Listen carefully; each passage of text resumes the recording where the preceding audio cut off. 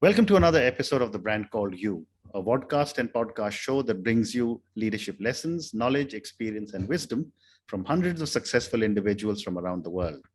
I am your host, Ashutosh Garg, and today I'm privileged to welcome a very senior coach and consultant from the UK, Mr. Julian Roberts. Julian, welcome to the show. Oh, thank you. Good to see you, Ash. Really welcome to be here. Thank you. Julian is the founder of Julian Roberts Consulting, and he's a host of two podcasts, and we'll talk a little bit afterwards during the program.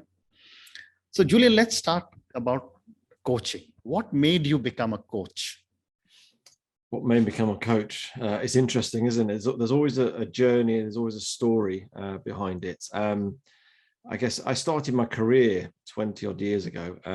I think with the ambition, I did a university degree in pathology, wanted to be a forensic scientist. And then I got sort of not interested in science anymore and went the whole sort of looking into sales and marketing, started to work for organizations and Heinz, Yoplait, General Mills, and became a senior leader in sort of managing and leading teams. And I enjoyed that. I enjoyed the business, and I thrived in that. And it's interesting, I think 5 years ago, I don't know if it's one of those moments in life where you sort of take stock of life and whether the challenges of your job, and think, is there more to it than just this? And I started to reflect on my 20 years, and I realized actually, as much as I hit my KPIs and I got excited of growing my market share as a business and hitting the EBITDA and everything else, what really got me excited is when I saw an individual who used to work for me sort of fly in terms of their own developments, their own sort of goals, and seeing them achieve something, and me being part of that by getting alongside them, because I had quite a coaching style. And that's what really got me excited. And I started to think, okay, that's what I like. And I started to explore that. And it's interesting, I know people talk about purpose and why, and it's probably not until 5 years ago I realized what my purpose was really, and it was about unlocking leadership potential. That's what resonates with me. And so I left the corporate world and decided to pursue a coaching sort of qualifications, and started to get involved in coaching within organizations, individuals and teams, and I do psychometric testing, everything else. And so that's what that's the sort of short journey of the story of why I became a coach and why I love it. It's my purpose now, which I've discovered. Yeah. Thank you. So, I've often been asked this question about, why has coaching become relevant now? Because I remember when I was growing up, and I'm much older than you, mentoring or coaching, they were not separate words then, was either done by an older family member or a senior colleague who took a liking for you. What has changed that has made coaching so important that people are willing to pay for it? I think, obviously, there's obviously coaching and mentoring, and they're very different sort of skills. Mentoring's that, you've got experience and you become more of a sounding board. You might give advice, and it's quite more sort of specific and built on through a relationship and over a long period of time. And I always encourage people to get mentors within their organization. It's really helpful.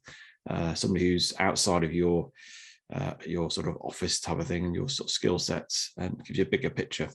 So coaching obviously is more of I can coach anybody. I don't have to know about their background or their skill, because I'm facilitating something within that individual. I think the reason it's got really popular is, I think people realized actually not only is development become quite high on the agenda in terms of helping people to grow, they've realized actually they need somebody to help them with that. And as much as I'm up for people doing degrees or training courses or reading or listen to podcasts, there's many ways we can learn and grow. Coaching has become a way, because there's somebody who will create an accountability with you.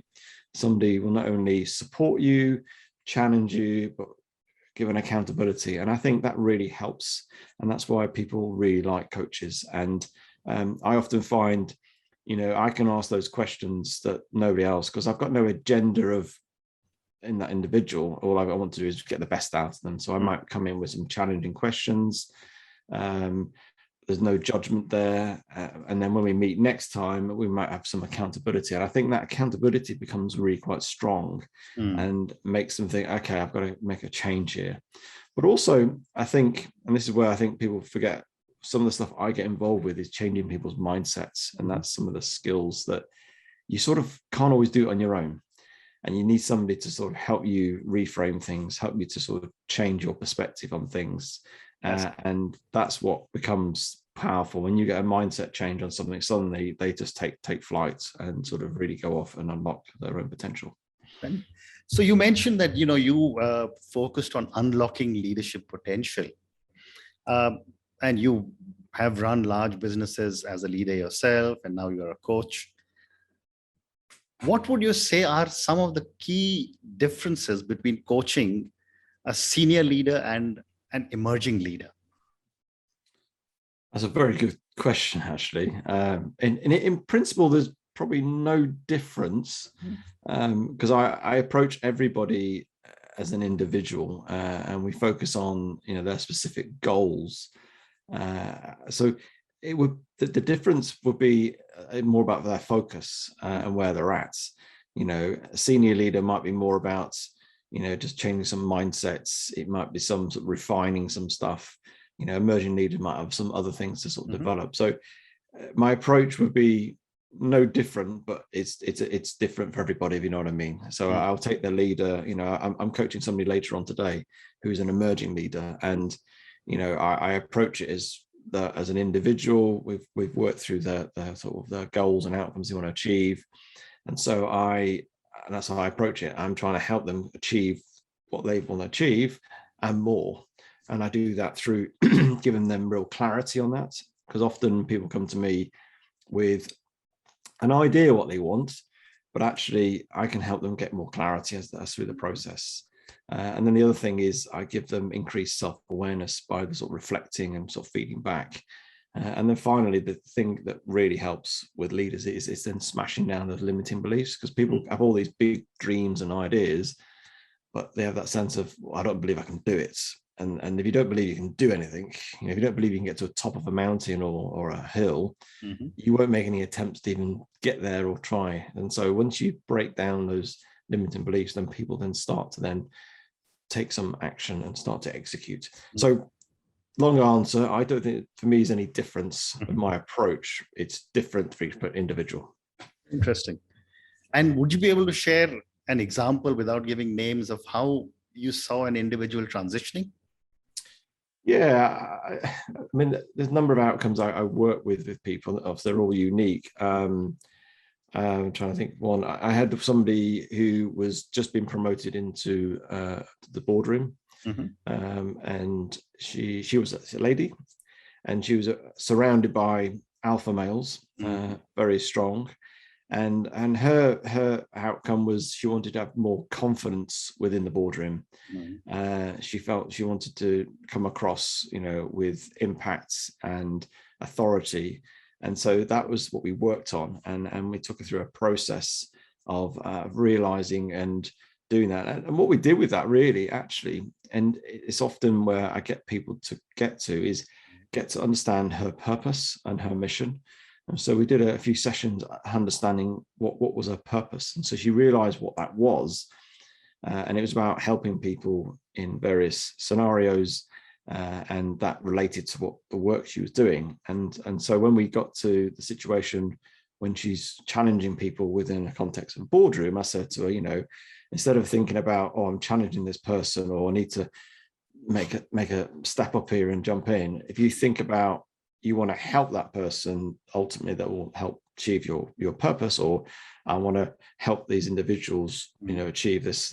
And that reframe started to create this confidence. And then she started to build and develop, and then became more impactful and confidence in her ability in the boardroom without being aggressive or overtly sort of trying to be more manly as opposed to being sort of feminine. It was rooted in her purpose. And I think often if we find our purpose, and that's where our energy and that's where our inspiration comes from, we can almost conquer an awful lot of things as we go forward.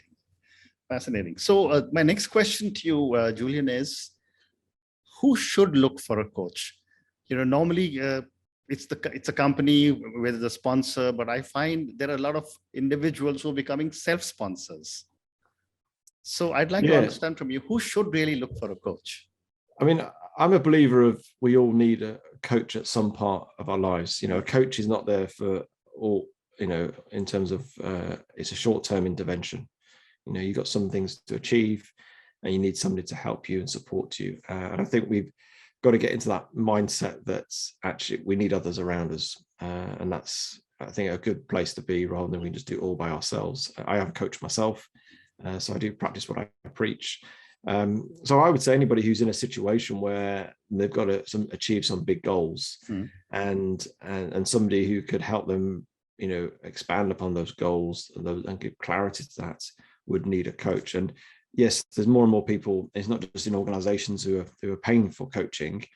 People are just doing it themselves. Going off and saying, I want a career change, and therefore they try and hire a career coach for sort of 3 or 4 sessions, and that's really helpful. I've got lots of colleagues and friends who are career coaches, and they really help people with that. I've got people with who help people do dating coaching and help people get into the whole sort of become dating. And so I think it can be used in any context. All I would say, is find somebody who is credible. Talk to somebody who has got. You can talk about references, you can sort of testimonials. Preferably somebody who's got some form of training experience behind them, and that really will give you confidence of what they can do, and then have a conversation with them and say, I always have these conversations, discovery sessions with people to check that I could work with them and they can work with me, and that's really important because it's a people thing, because people start to share things.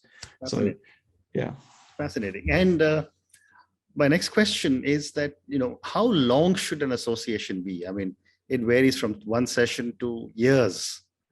What are your thoughts? Yeah, for me, it's a short-term intervention. When I work with teams are a little bit different. I tend to work over like a 9-12 month period, because it's almost a slower process, because you've got more people in a team context of coaching. But usually with individuals, it's a 6 to 9 month engagement, and then at the end of that, it's you're not there to be dependent upon you. The whole thing about coaching is empowering the individual to go off and achieve. That's the principle of it. You're not there to be a therapist. You're not there to be a mentor. See, mentoring is very different. Mentoring is long term. It's a very different process. So it's short term, less than a year, I would say. Okay. And a question that is often asked is, that how does a coachee evaluate her or his coach? I mean, how does a coachee determine that I have a good coach? Yeah, it's always a tricky one, isn't it? I recently got asked about, I was engaging with a company, and we do a 3-way, so with the coachee, the line manager, and myself, and almost what we're going to get, what's the results that we're investing in this coaching, and what are the results? And it's interesting. The actual line manager, who's very KPI driven, was said, do you know what? It's not about that. Yes, I will see differences. I will notice differences. It's about that fact we're investing in you, and by you being fully committed to coaching, you will grow and develop. So, but from a coachee's perspective, I think is your outcomes. The lady who had talked about confidence, her confidence. At the end of it, I said, scale of 1 to 10, where were you in confidence? She might have said 2 or 3. Where are you now? I'm 8 or 9. That's changed. And that's it. So I tried to do some relevant metrics from the coachee's perspective of what had happened. One guy wanted real clarity on his business for the next 5 years. Next 3 years. At the end of the thing, he had clarity on the next 5 years. He had more than he realized. So there's some tangible things like that. So I think it's important to make sure you review the outcomes and see, are you delivering on those? And that's the sort of sense of, are the coaches being impactful? And my last question on coaching before I move to another segment. The millennials and the Gen Zs are now making their presence felt in the corporate world. What is your experience of working with them as coaches? Yeah, I think they probably get it more because they're used to this mindset of reaching out to other people, get involved, learning. They're far more aware of their purpose than perhaps you and I were sort of 20, 30 years ago. I'm assuming yourself, but so I think they get it and understand it. They've got a real hunger and thirst for developing themselves. It's a thing. My daughter, I've got an oldest daughter who's 23, has this mindset of, growing. They talk about growing individually, and this year I've grown in this area. So they've already got that learning and development mindsets. So in some sense, they grab hold of it far more than perhaps our age did, my age, your age. Okay. So yeah. Okay, thank you. So Julian, let's talk a little bit about your podcasts now. I understand you have 2 podcasts. Yes. Tell me about those, and then I'll ask you a question on what goes into making a good podcast. Yes, I might ask you that one. Yes, I have a coaching conversations podcast I do with a colleague of mine. We interview coaches, and we started last January, and the premise of it was all about, we wanted to raise the standard of what coaching was about, and it's because everybody seems to call themselves coaching nowadays. If you go on LinkedIn, and there's people out there who've got qualifications, experience, and a lot of robustness about it. So we interview sort of qualified coaches, and we've done over 50 odd episodes, and it's been a great journey, meeting lots of coaches and learning from them. And then last year, it came out of the pandemic. Really, I was having these conversations with organizations, and I kept using this phrase about helping organizations thrive. And I thought, okay, and it goes back to coaching a little bit. I thought, okay, I need other people to perhaps help me in this. I'm going to create a platform. And I thought, okay, I'll launch a podcast and sort of interview, CEOs, HR professionals, coaches, consultants. And it's called Helping Organizations Thrive. And it's all about, resilience. It's about bringing, how to help you be mentally strong as a leader, how to bring mindfulness into the work, whatever it may be, the topic or the expert. And it's been brilliant. And I've over 70 odd episodes, and I interview people all around the world, people contacting me, and it's brilliant. I love it, in getting to know people, all these experts I talk to. I have this privilege of one-on-one with people. I learn loads every time, and meet lots of new people, and it's been a great platform, as you experience yourself. I agree. So let me move now to a few questions for you personally. All my viewers and listeners love to get to know my guest a little more. So I have 4 or 5 questions for you personally. Okay.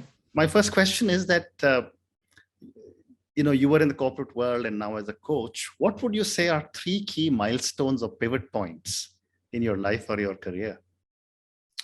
I guess coming out of university, that was quite a key thing, what I was going to do next. And again, it was that, whether it was going to be science, laboratory stuff, or worlds of sales and marketing. So that was quite important for me. And I guess for me, it was 5 years ago. That's when I realized this sense of purpose, or sort of great form about that, which then made me, and it doesn't mean you have to leave corporate world because you've got a purpose or you realize your purpose. It's not about that. It's just that it felt for me that was the next. And it's interesting because I think for a long time, I've always felt that I wanted probably to work for myself. So it's been a thing that was gnawing away, and it just, that got clarity with that purpose, which then made me think, right, let's do that. That's when I was about 45, 46. Okay. My next question to you is that, good corporate career, successful coach. What are some of the core values you believe in?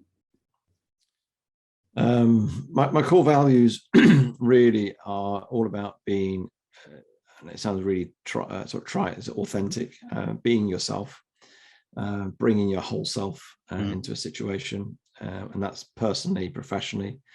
I really believe in real sort of integrity, in whatever we say or do. It matches to our actions, and then just being incredibly honest and transparent. I'm brutally honest with my coachees, people I've taught with, I don't create sort of sensation about coaching. I don't talk about people crossing hot coals or anything like that sort of stuff. It's not, I don't sensationalize it. I just give real clarity about that. That's my values. Fascinating. Time for 3 more questions. So my next question is that from where you are today, as you look back, what does success mean to you? I think success for me means knowing yourself. It goes back to laboring the point of purpose. It's not about becoming a senior leader, earning them in money, all that, or even my business now. It's knowing who I am, and that by knowing who I am means I'm better, not just in a professional sense. I'm also better in my personal sort of business and sort of private life as well. Okay. And a follow-on question from success is, who or what inspires you? Who or what inspires you? That's an interesting question. Yes. I get inspired by normal individuals doing extraordinary things, and that can be the coachees I deal with, ordinary people, but do extraordinary things of getting outside their comfort zone with things. Or it could be somebody's, have some sort of story of resilience, and that's whether people I know or people I've read about. That's what I like. It's the ordinary doing the extraordinary. Fascinating. And my last question to you, and this is for the 1,000 young people who will listen to our conversation. What would your advice be as a former corporate leader and as a coach to young individuals who are starting off on their journey in the corporate world? Yeah, I would spend some time, to really get to know your why in life. That it's interesting because I'm doing a talk at University of Coventry in soon, and I'm talking about purpose. I'm talking about getting to know your why, and I talk to my own children who are around that age, and get to know who you are, what you are, and what's your why, what's your deepest purpose. And once you know that, then fulfillment will come, and you'll get into a job, career, whatever, family life, lifestyle will come from that. So that has always been my advice. That's what I would love to have known more 20 years ago, 20, 30 years ago. Fascinating. Julian, thank you very much. It's been such a privilege having spoken to you. Thank you for taking me down this incredible knowledge journey of coaching. It's amazing the amount of things that you're doing for so many people. And of course, good luck for your podcasts. Thank you again. Brilliant. Well, thank you, Ash. I've really enjoyed it. Thank you very much. Thank you. Thank you for listening to the Brand Called You videocast and podcast, a platform that brings you knowledge, experience, and wisdom of hundreds of successful individuals from around the world. Do visit our website, www.tbcy.in, to watch and listen to the stories of many more individuals. You can also follow us on YouTube, Facebook, Instagram, and Twitter. Just search for the Brand Called You.